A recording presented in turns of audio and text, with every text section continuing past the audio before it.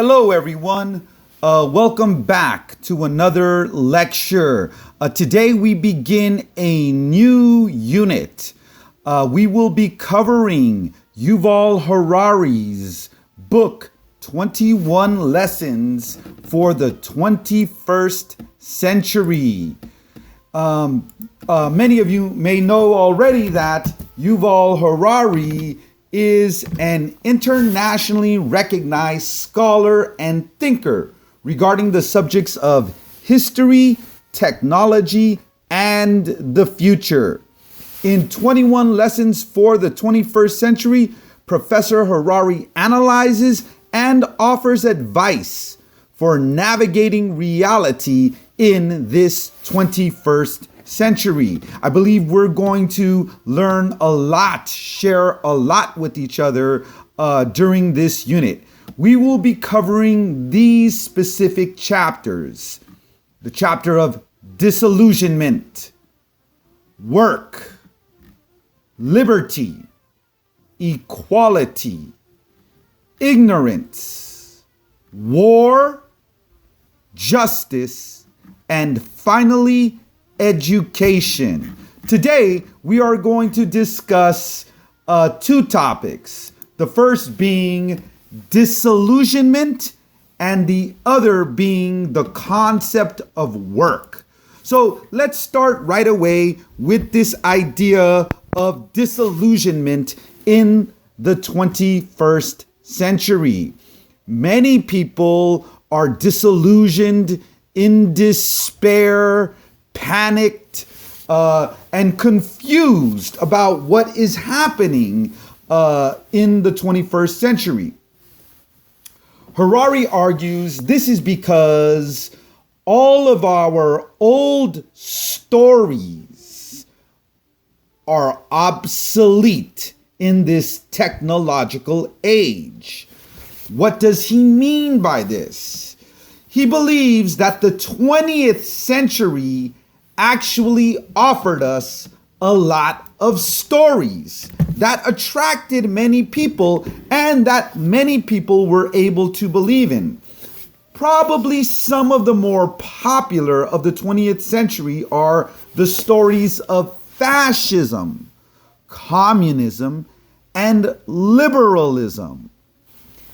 These stories have all become obsolete in the technological age, which values not any totalitarian or any community-based program, but Harari argues that technology values simply efficiency.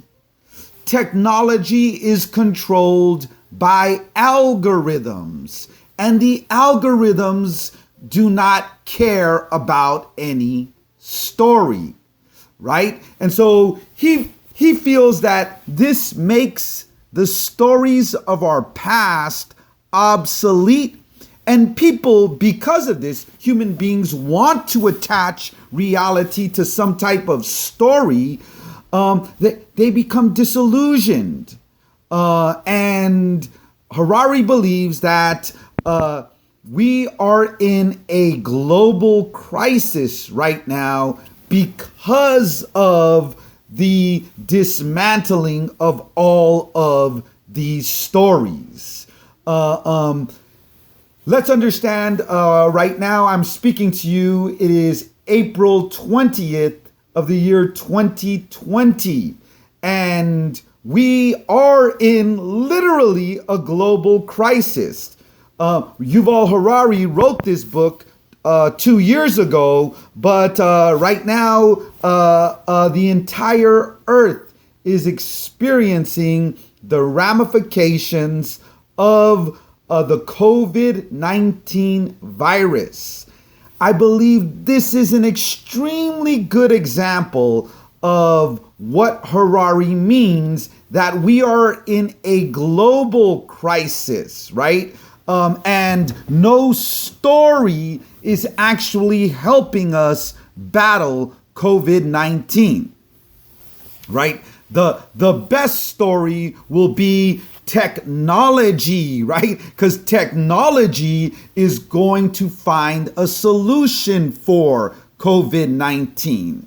And note here, however, that does not make the solution something without its own problems. Because just because technology may solve, we may come up with a vaccine for COVID-19, that does not mean we do not invent new problems. For example, invasion into our privacy, right? And this is not just a national issue. This is not a race issue or an economic issue. This affects the entire world. We are in a global crisis, and this leads to disillusionment. People do not believe in the system. Another powerful point from this first chapter is that our concept of the economy is being totally transformed. Harari posits that in the near future, there may be a tax on information, as that has quickly become the most valuable commodity on planet Earth. And let's understand this, right? Let's just use the word capitalism for a moment and understand this idea of how the economy is being transformed. So capitalism has been a gigantic concept, story for the 19th and 20th centuries. Right? And note that story depends on capital, right? So there has to be, products to be sold. There have to be buyers of those products, of those things, right? So I'll give you some examples, right? There has to be a buyer for the oil. There has to be a buyer and a seller of cars. There have to be buyers and sellers of gold, right? Now we are in a totally new economy where there is no capital, there is no product, there is no thing. The capital exists in a cloud, in nothing, right? And this is totally transforming our idea of the economy. I am going to read from page 9 now, and Harari's idea that human beings may be becoming irrelevant.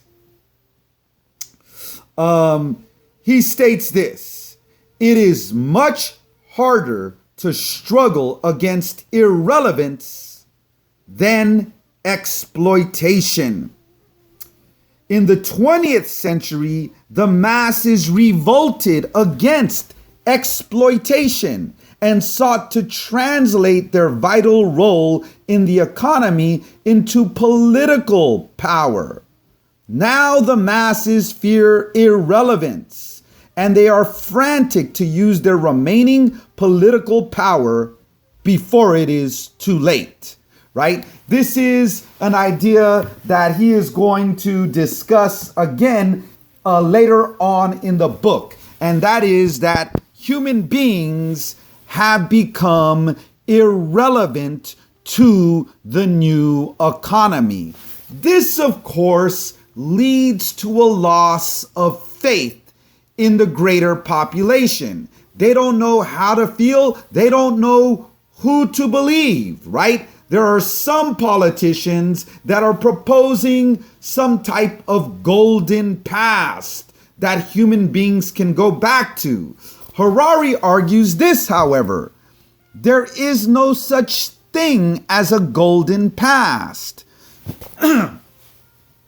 It was much worse before, right? Let's take a look, for example, at the 20th century, for example, right? The 20th century saw unprecedented war, disease, plague, low life expectancy, etc., right? Hunger was a big problem in the 20th century. So Harari is saying that to try to go back to the past is not logical. For one, we cannot go back to the past. And for another, the past was not that great, he argues, right? And so I'll just think of the concept of war, for example, right?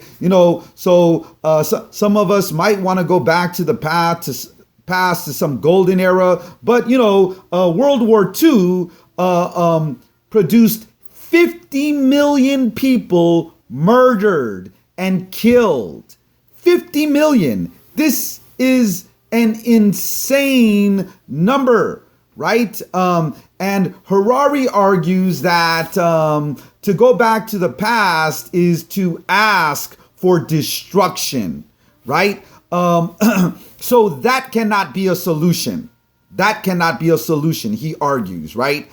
He also argues that people have lost faith and that they are disillusioned because of all of the propaganda and fake news that permeates throughout society. People do not believe politicians. People do not believe corporations. People are not believing the mainstream media. And they're also, they may be attracted to blogs and other very subjective stories, but that is not reliable as well. That can be just as distorted as the mainstream media, if not more distorted, right? So this leads to people feeling very confused.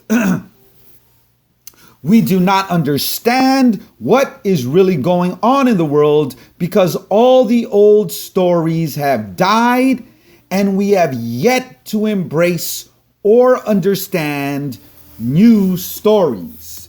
I'm going to read now from page 17. And in this passage, he discusses how we have gone from panic and we need to go into bewilderment. I will read. This is the middle of page 17. At present, humankind is far from reaching any consensus on these very nagging questions. We are still in the nihilist moment of disillusionment and anger after people have lost faith in the old stories, but before they have embraced a new one. So what next? The first step is to tone down the prophecies of doom and switch from panic mode to bewilderment. Panic is a form of hubris. It comes from the smug feeling that one knows exactly where the world is heading. Down.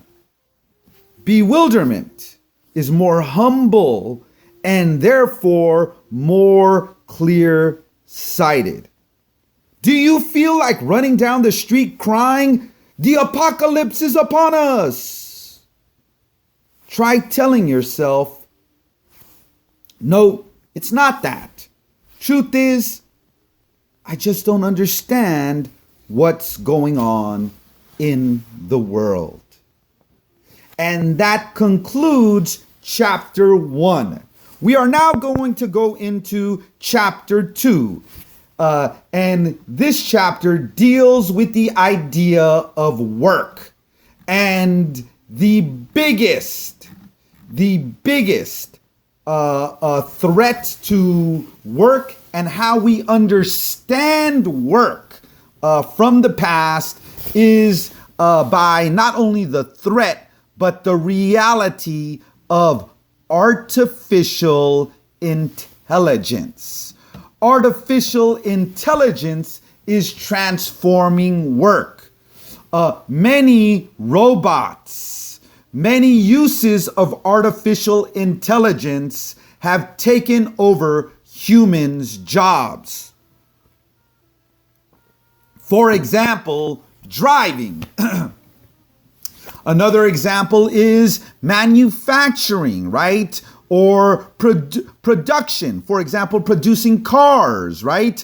So it's not human beings who are putting the cars together for the most part, right? Or welding even. It is the machines, the robots that are doing that work, right?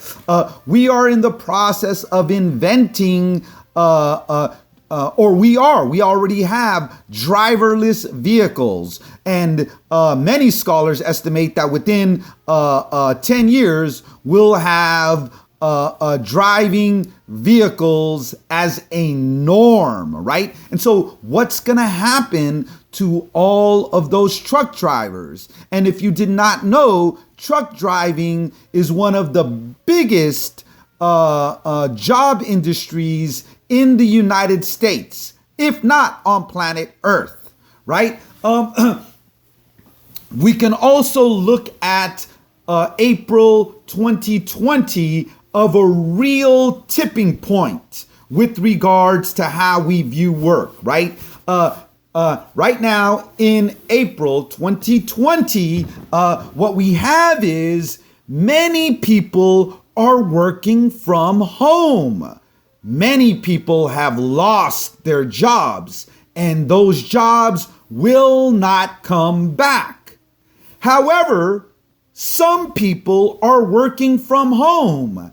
And note here, we may be understanding that the commute, the traveling, the face-to-face interactions that we thought were necessary in the past are simply not necessary. A very good example of this is education. I am a professor at City College of San Francisco. Now, I do not feel that there is any way to compensate for the human-to-human interaction that we gain in a real-world face-to-face educational setting. However, let's be frank, I am communicating to you through this technological medium from the comfort of my own home garage / office. So let's understand that you are getting the information that I would be giving to you in person. Now, I would have a Socratic method style going here where you'd be able to question, where I would question you about the information, where we would have more of a dialectical conversation happening. But as far as the pure information is concerned, I can give you this information through this technological medium, perhaps in a more efficient manner. No, it's not perhaps. Surely in a more efficient manner than if I traveled all the way to San Francisco and you traveled all the way to City College of San Francisco, and we revolved our entire day around our meeting instead of you being able to just listen to this lecture on your own whenever you want to, right? So work is being totally transformed, right? And I'm giving you the example of my job of being a professor as a job that is being transformed by technology, right? Some might argue, Harari thinks, well, what about art? You can never totally, eliminate art. The human idea of art from people and the human appreciation of art, right? Okay, the human ingenuity for art. Harari argues that we have something like a Mozart in the machine already. Note here that there are algorithms that can create art, right? And if you just asked a regular layperson on the street, which one was created by a human being, which one was created by a computer, most people would not know. I would argue that most experts would probably not know, right? And I think of another medium. I'm speaking to you through the YouTube medium, right? So, for example, I like to listen to music. I have some jazz in the background right now, okay? Now, in the past, to be able to listen to this music, it required a DJ to work and give me songs that she or he thinks that I would really like, right? Now, however, note here, YouTube has created an algorithm that makes matches based on past music that I've listened to, and they give me suggestions. And I will tell you all, I'm sure you've experienced this as well, that many times they've guessed right. I don't mind the suggestions that the YouTube algorithm has given me, right? And in fact, they may give me better suggestions than a human being DJ. Harari believes that new jobs are going to require human and artificial intelligence cooperation. There are no safe jobs. The algorithms are always more efficient than human beings. And I want us to think about this, okay? You as a human being cannot out-computer a computer. It's simply impossible. The computer never gets tired, right? If we're talking about a rote type of a function, the computer will always outdo the human being. And I don't mean that to sound fatalistic, but it does seem more and more logical, right? Harari believes we have gone from exploitation to irrelevance. Okay? And what does he mean here? In the past, for example, in the 20th century, human beings were being exploited, right? So I could just imagine, garment workers, factory workers in the early 20th century, right? You needed these human beings to do those rote type of functions, 10, 12, 16 hours a day. It was supposed to be progress for an 8-hour day to do the same thing all day long, right? And so human beings were being exploited at that time, right? They were being oppressed, but Harari argues that human beings have now become irrelevant, that simply there is no need for them. So the system does not need to exploit them, right? So, I think of Karl Marx's theory for the workers uniting and revolting. The system, according to Harari, would simply say to those workers, we actually don't need you. You don't need to revolt because we don't need you anymore. We don't need you. And we will critique this idea later on when we look at a further chapter of Harari's, right? Harari believes that in this 21st century, humans will need constantly to transform themselves in order not to become moot or obsolete. But there is a problem here, right? Okay, so let's take, for example, those truck drivers that I alluded to earlier. Those truck drivers will, let's say, for example, be obsolete within 10 years. So we'll have millions of truck drivers out of jobs, right? They will have to train themselves to do something new. Now, Harari believes, hey, maybe they could become computer engineers, or maybe they can become yoga instructors, right? Okay, that is possible for some of those truck drivers. However, many of those truck drivers have been driving trucks for a long time, let's say 20 years. Some of those truck drivers are 50 years old. And it's not that they can't learn new things, but they may not want to learn new things. It may be hard for them to learn new things. And let's understand this, with the way that technology is progressing, jobs will continue to become obsolete every, 10 years or so. So that means every 10 years, people are going to have to retrain themselves. Unlike in the past, when a person could depend on that work for their entire life.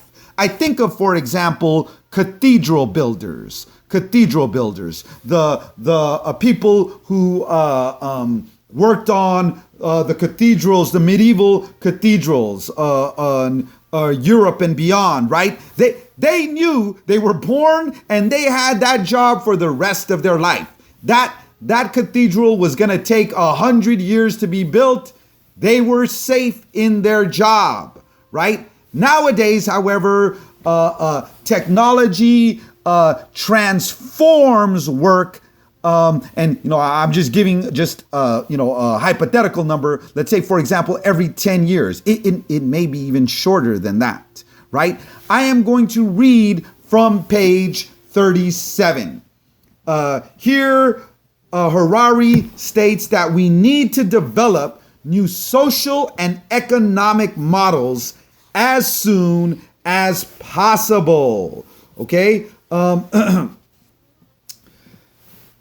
So, if humans are needed neither as producers nor as consumers, what will safeguard their physical survival and their psychological well-being?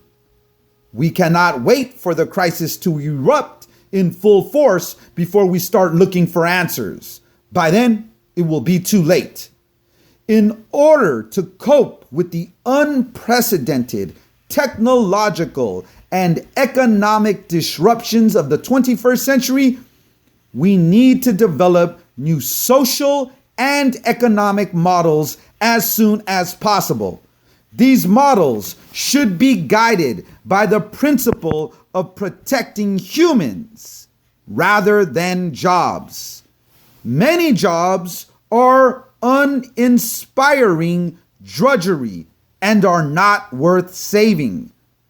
Nobody's life dream is to be a cashier. We should focus instead on providing for people's basic needs and protecting their social status and self-worth. What is a mass global possible solution for this? He ends this chapter with the proposal of the universal basic income. And this would function as a guaranteed income for every single person on planet Earth so that they can get their basic needs met. Once again, I am speaking to you from April 2020, right? What's happening right now in the United States it's not a universal basic income that the government has given to its citizens, but note that the government has sent out checks of $1,200 for most people here in the United States, right? Because of COVID-19, the virus, and the understanding that most people cannot work, right? Note here that that is possible. It is possible to give people a universal basic income. Some people might argue, oh no, it's impossible. How could you just give, for example, something like welfare to people for the rest of their lives? Note here that there is actually no reason for people to work the way that they have. And I'm not talking about in the future, I'm talking about right now, right? And why as far as for basic needs, there is no need for people to work. Why? Because we are in an era where technology can produce enough food for everyone on planet Earth, right? So in the past, you needed lots of people to go out and farm, cook the food, make the food, deliver the food, etc. Technology has made a lot of that obsolete, right? I don't want to discuss the humanistic problems associated with that, but let's just understand, food can be delivered. There is enough food on planet Earth where people should not be starving en masse, right? And think about another thing that is totally make-believe. It's totally illusory, and that is the concept of property, right? This property that I'm on is just dirt. It's dirt, wood, cement, and some steel. This place is not made of gold doorknobs or platinum chandeliers, right?